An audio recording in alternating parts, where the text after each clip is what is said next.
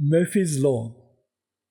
Since Hype is a magazine aimed at a target market between the ages of 18 and 30, Murphy looks at whether the articles are relevant to the target group. He also asks the question, just how dumb or bright is today's average teenager? One of the things I hate most about teenagers is the fact that I'm no longer one. I enjoyed being a teenager.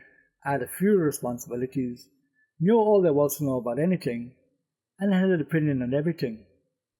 And I'm sure that few of you are any different to the way I was. Yet according to my parents, I was a lazy, irresponsible, good-for-nothing, and a know-it-all. It seems the more things change, the more they remain the same. Every older generation seems to think that the teens are not worth much, that they should be kept under lock and key until they're at least 30, and that they're a drain on society. One of my colleagues complains that her 18-year-old son, all he does is he goes online. I reminded her that when she was his age, all she managed to do was do lines. Someone recently asked if the articles in Hype magazine were relevant to the teens today.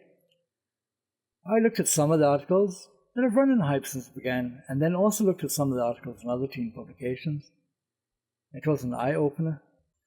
Most of the teen publications today seem to concentrate on topics such as who is Justin Bieber's latest squeeze, and which Kardashian is marrying or divorcing who this week. Sure, this kind of thing is important to many teens.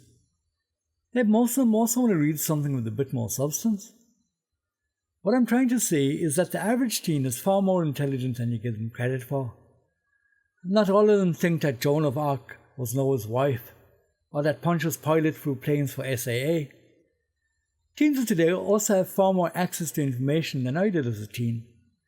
Back then, things such as the internet and smartphones still existed only in the imagination of science fiction writers. These days, information on just about anything you want is only a mouse click away. And most teens today adapt to new technology very quickly. For the older generation, it's not as easy. I have a friend that has the latest smartphone, and he still battles just to make him receive calls on it. Forget about using all the fancy features of the phone. He's only just learned how to send text messages. Then again, he is an idiot. Yeah, today's teen does spend a large amount of time texting, tweeting, Facebooking. But then again, the older generation never had access to texting, tweeting, or Facebooking. Or not even the internet.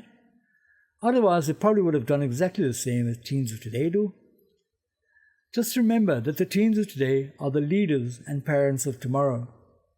And if that thought scares you, just look at the achievements of some teens and preteens that I'll mention below. At the age of 5, Michael Jackson joins the Jackson 5. He has his first hit single at the age of 11, and his first solo hit at the age of 13. Age 5, Tori Amos was admitted to the famous Peabody Institute at the Johns Hopkins University. She was expelled at the age of 11. Age 7, Yehudi Menuhin gives his first solo violin performance with the San Francisco Symphony. Age 10, Tatum O'Neal wins a Best Supporting Actress Oscar. Age 11, country musician Billy Gilman has a hit single and a platinum album. Also age 11, Stevie Wonder is signed by Motown Records. He has his first hit single at the age of 13. Aged just 12, William Willie Johnson earned the Medal of Honor for his actions during the American Civil War. Also aged 12, South African Karen Muir breaks the world record for the 110-yard backstroke. John was just 13 when he wrote the first draft of the Gospel of John, one of the greatest written works of all time. Age 14, David slays Goliath. Also at age 14, Bobby Fischer becomes a chess grandmaster.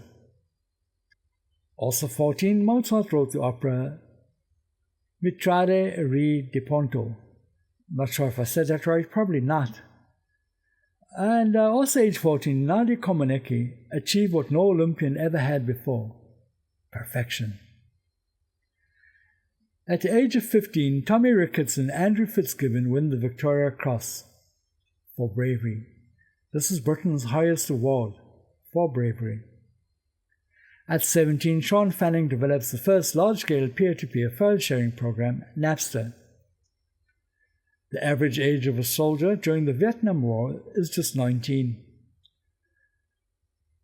Also 19, Steve Jobs began collaborating with Steve Wozniak and developed the personal computer within 2 years. At the age of 19, Mark Zuckerberg commercializes Facebook. And lastly, at the age of 19, Bill Gates co-founds Microsoft.